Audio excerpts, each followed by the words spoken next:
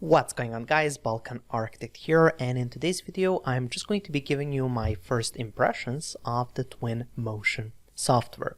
So if you haven't heard about it yet, Twinmotion is a real-time rendering software which allows you to create some really amazing realistic presentations for your model. It allows you to create either renderings or animations, VR presentations, and much more.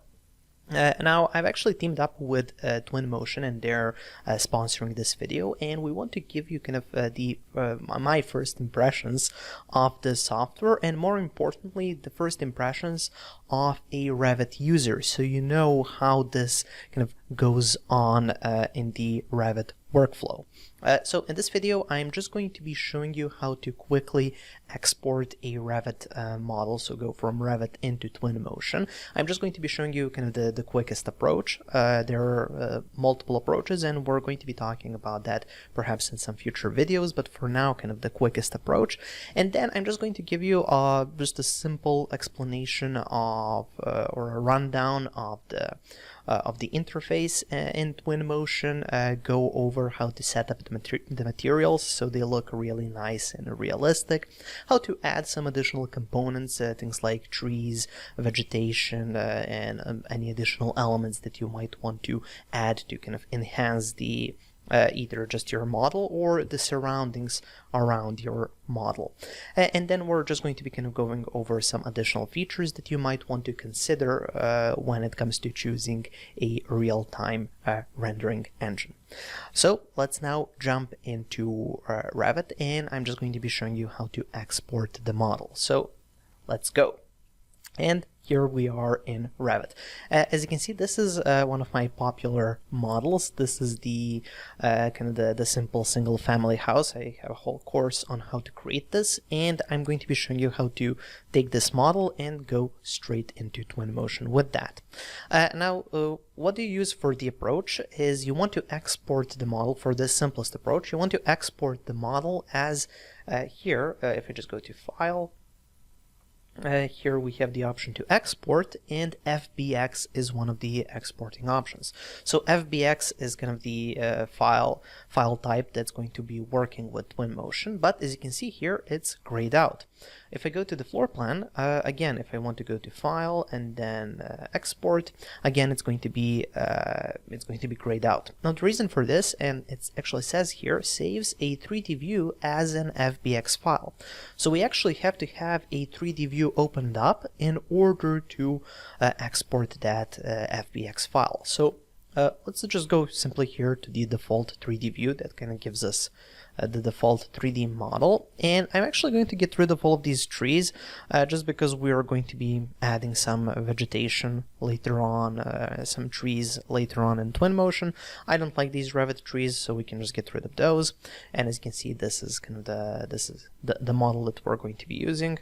Perhaps let's hide these elements as well. There we go, perfect. So just the level. So we just have a simple model, and then we also have the site that surrounds that model. So now to export, now it's going to work. So you just go here to File, you go to Export, and here, as you can see, it says FBX, and now we can actually click on that and we can export the file.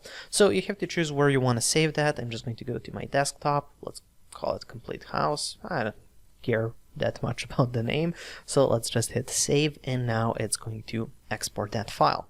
Now, once exported, we can jump straight into Twinmotion and then continue working. So I think it's done. So let me open up Twinmotion, and here you can see that I'm using the Twinmotion 2021.1.2 version, and now we want to open that Revit project up. So to open up the Revit project, you just want to go here to the Import button, you click, and then you want to find your file. So you go here to Open.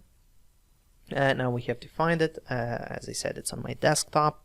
And here we have that FBX file. See, as you can see here, these are all of the file types, if you can see that from my head. Here are all of the file types that it supports. So as long as you have these, you can use them. So let's go and hit Open. There we go. And for the options, here for the options, I'm just going to be making a couple of adjustments here. The collapse by, and then you have the keep hierarchy, collapse by material, and collapse all. So the keep hierarchy kind of keeps that Revit model hierarchy. Collapse by material, it basically each model element is going to be just classified as materials. So for example, everything that's made out of glass is going to be one element. So it's not going to be like a window is a complete element, just the glass of one window and then glass of the other window and so on. And this is the option that I prefer using because it makes it so much easier to later on apply new Twinmotion materials. And that's kind of the point here. You want to apply those Twinmotion materials because they're so good. So I'm just going to go with this one. And then collapse all would basically mean that it's just one big model. So that definitely will not work. So I'm just going to go with this one. And yeah, that's it. So you just click OK, and it's going to just import that data, and it's going to open up your model. And here we go. This is your model. If I just scroll out a little bit, there we go. Oops. Now the navigation, it's quite similar to Revit. Here you have this quick little window for navigation. By holding down on your scroll wheel, you can kind of pan around. By holding down your right click, you can look around. And then you can also hold the shift and your scroll wheel, and then you can orbit around. So quite similar to Revit.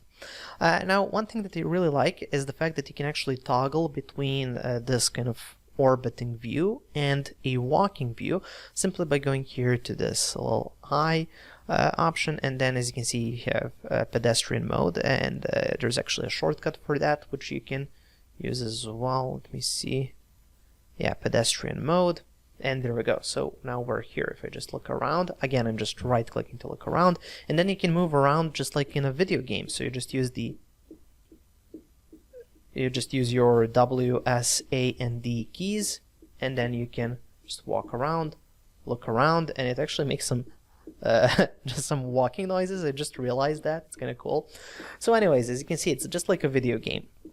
Now, moving forward, for some additional adjustments that I found out that I like to do personally, just right out of the box, and that's to go again to this little eye button, and then here we have the option, see this little kind of sun icon. You can open that up, and then you can change the time, so you can kind of play around at what time it is. And I really like the fact that we have all of these sliders. So something that you'll notice throughout this video is that there are all of these little sliders, and it's super easy and intuitive. So just play around with that little slider, just click and you just drag it around until you find something that works perfectly for your model.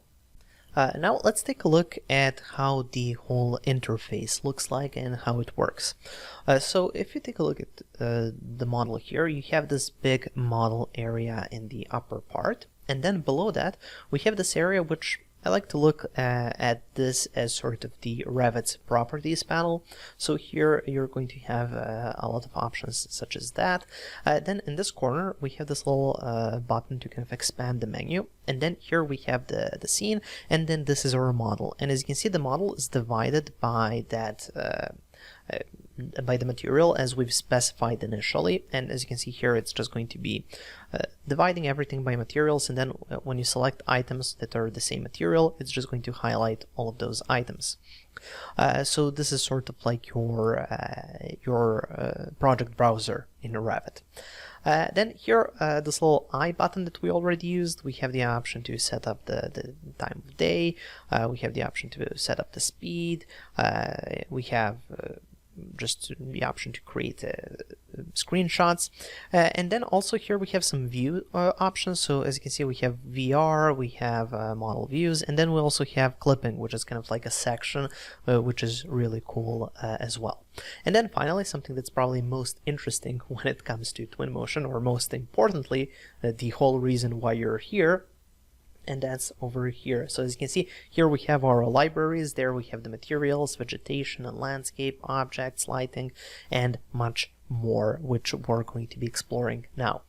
So let's move forward and let's start preparing our model. Let's start making it look really realistic. So what I'm going to do now is just go here to the materials, open up the materials and let's get started. Let's add some materials to our model. Let's make it actually look good.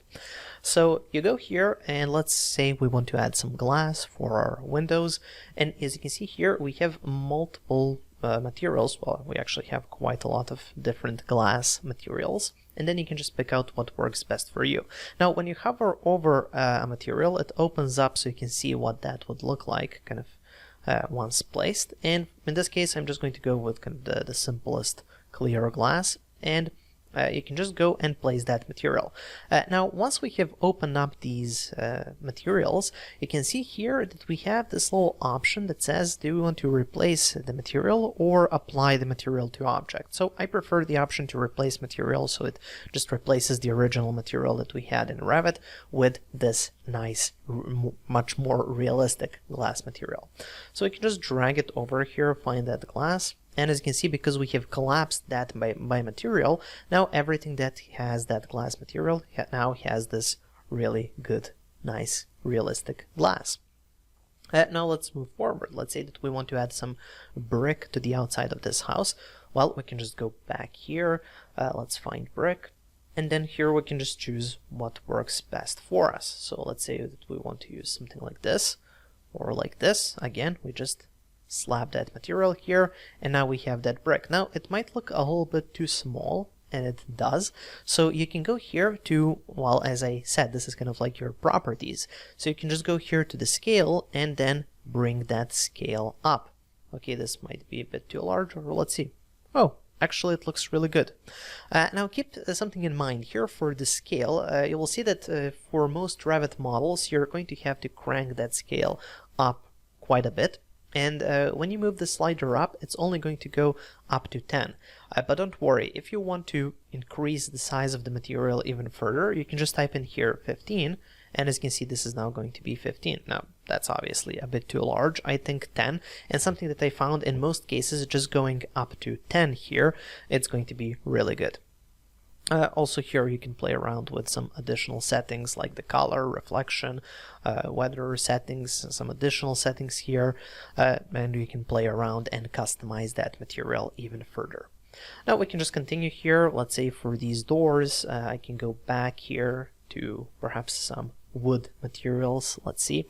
So here, as you can see, we have many wood materials. Now this is more for flooring, so let's go all the way down, and here I think we have some materials that will work a little bit better, something like this oak, or what's this? So we can play around, see what would look nicest. I like this one, so let's apply that to our doors, and perhaps we can add that to the table as well, have it the same material, and also let's bring that scale up a little bit more to have that wood grain look a bit nicer. So see, looks much better. Okay, now let's go further. Let's go here to our mullions. So for that, for example, we can go and search for some metal. We can just use brushed aluminum for that, so apply that material here, and so on. So you would basically go around playing around with your model and just make sure that it looks exactly how you want it to look, but it's super easy, super straightforward. You just continue applying materials from here.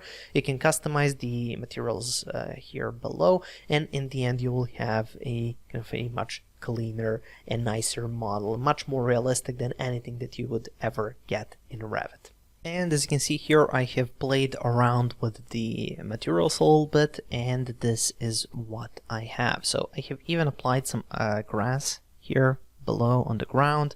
Now that I see, I could have added some something else here, so let's go to materials. Again, here we have the ground materials, man-made, and then we can just add perhaps some light asphalt color or something like that. Here, increase the scale, there we go, looks much nicer. But there we go, that's the house that we have. As you can see, materials have been applied everywhere, even the roof and so on.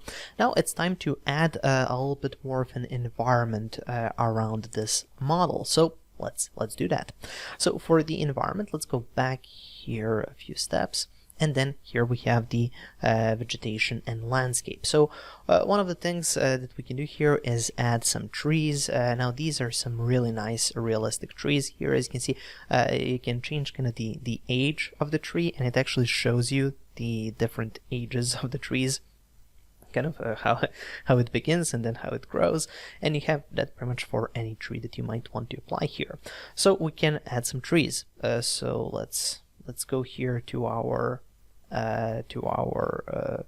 content add, and then let's go to vegetation paint. Now this allows you to basically add vegetation with a paint tool.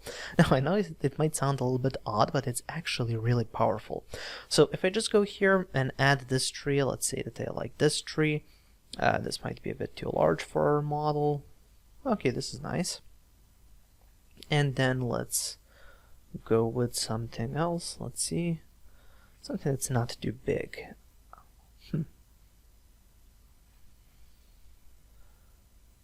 Okay, this might be a bit too small, but let's see.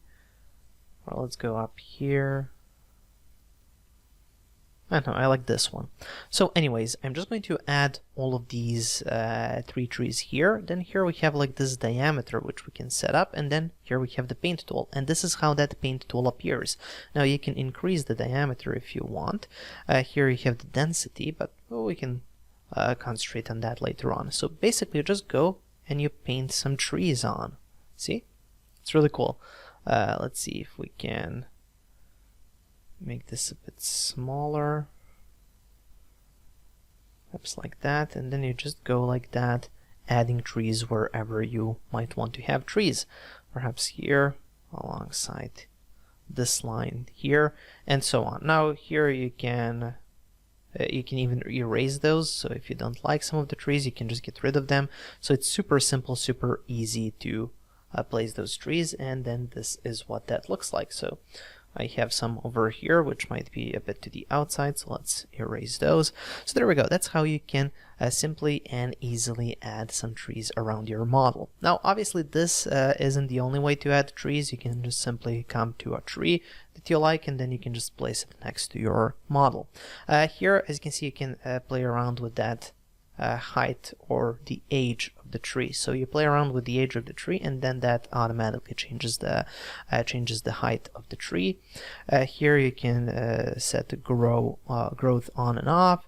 Here you can play around with the leaves tint. So if you want to tint the leaves, you can make it a little bit more orangish, you can do that. So something like that. You have the bark tint, so you can play around with a lot of things. You can set up the season here and so on. So that's how you can just manually add trees. So you can just come in like this, place a tree there, age it a little bit, and there we go. So that's kind of the more kind of precise way of placing these trees. Now if I go back here, as you can see, it's not only trees. We can play around with, we can add some grass and flowers. We have detail grasses, we have rocks. So you can even find like rocks that you might want to add there just to make everything look a little bit more natural, I guess. So there we go, we have added a nice little rock here on the ground in front of the house. And let's go back, let's see, maybe some bushes. Yeah, that's nice. So you can just play around with that. Again, here we have the option to play around with the size. And then for the, let's take a look at grass. So here for the grass, you can add this more realistic grass. Now I know that people are really crazy about the grass, so it's always useful to have the option to place grass. Now this is kind of the simple way of placing it, just like that. But of course you can use the same tools like we did before. So whoops, let's go here with grass. I don't know. Let's place some grass here, and then let's make this a bit smaller, like that. And then, as you can see, you can place a bunch of grass there, which is really cool. So if you want realistic grass, or hyper realistic grass, as you can see if I zoom in, that's how you do it. Okay, let's go back again, and then obviously we can place some objects, vehicles. So we can add like a car here in the driveway. So I can just go let's see. Okay, we do have a nice selection of cars here. So you can just take whatever and place it here. Okay, let's place a sports car. Yeah. So you can just place the car there. You can use this to rotate that around. So for everything, you can set it up fairly precisely just by playing around with these parameters here. So you can just place it like that. Yeah, and if it looks like it's a little bit in the air, you can always select it and then bring it down or up. But I think it was okay originally. So okay, now we moved it a little bit too low. Okay, there we go. So you can play around like that, and as you can see now, this with just a kind of few steps, just simply throwing out elements on the screen here, we can create something that looks really good. It does add a certain amount of realism, and if I just go back here to the pedestrian mode, yeah, see how this now looks much more realistic. You can walk around, that nice big grass is there, see, so you can play with that and so on. So I'm really happy with the way that this turned out right now, and it's really easy, and I really like the little sound that we get when we walk around, and you can see the whole house. We have the trees around. Now, one thing to note is if you want to go inside of the house, the doors aren't going to open up for you, obviously, because it's a Revit model. So what you need to do for that is just switch here from the pedestrian mode to the fly mode, and then when you fly, you can fly through inside, and then you can switch back to the pedestrian mode to just walk around your house. As you can see here, I have added some material for the ground and so on, set up the materials, have some concrete there, and there we go. Now, something else really important to mention is that now we have inside of Twinmotion with the latest releases, we get the Quixel Megascan assets. Now those are here. If I just go back a little bit, if I go, for example, into materials, but if I go, for example, here in the library, here we have that Quixel Megascans. Now this is a company that creates these really cool 3D assets that are hyper realistic. For example, here if we go to balconies, they scan existing balconies, so they create these really good scans. So for example, if I just search here for I don't know, like interior door, so here we have some really realistic doors. So these are really powerful assets that are going to give you some really good results. Here we have some grass, for example, artificial grass. Then we have this dried grass and so on. So if you want to get that hyper realism by using these assets, you're going to be able to achieve that. So that's something really important that's added to the Twinmotion library. Now, some other important features to note is the Twinmotion Cloud that has been added recently, and that allows you to show your presentations to your clients. Obviously, when you take a look at this, it does require a really powerful computer to kind of get the maximum result out of Twinmotion, and just to make it a lot easier to show your clients, so with the cloud you can just upload your files to the cloud, and as long as they have a decent internet connection, they can view the model. There's also a plugin for Revit where you can update the models in real time. So if you make any changes to the Revit model, you can just kind of update the link, so to speak, and then the Twinmotion model will update as well, which is also really useful for your workflow if you're kind of working on the Revit model simultaneously to adjusting it in Twinmotion for your presentation. And then finally, we do have the construction phasing added as well. Now, this is something that allows you to create an animation where you show how the whole construction process would look like. Now, I find this really cool. I like to kind of show off how that construction is going to look, and I think it's a really powerful tool.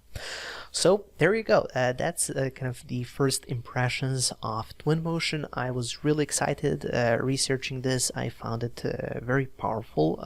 It's definitely something that I'm going to include in my workflow, and I wanted to ask you, do you agree with that? Now, if you want to check out Twinmotion, you can get it by following the link just below the video in the description or up in the cards, so you can click on that and you can get your version of Twinmotion. It's actually completely free if you're a student and just learning. You can get your free version. Check it out. And tell me if you want to see more videos.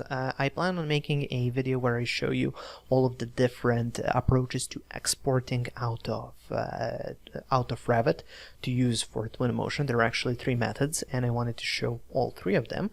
And also, I want to show you how to create a cool little animation, but that's something, if you're really interested, tell me please in the comment section below, and that's something that I will definitely then do in the future. Okay, so that's pretty much it for this video. I hope you have enjoyed it, and I'll obviously be back in a few days with another tutorial, so make sure to like and share this video. Make sure to subscribe for more videos in the future, and till then, see ya.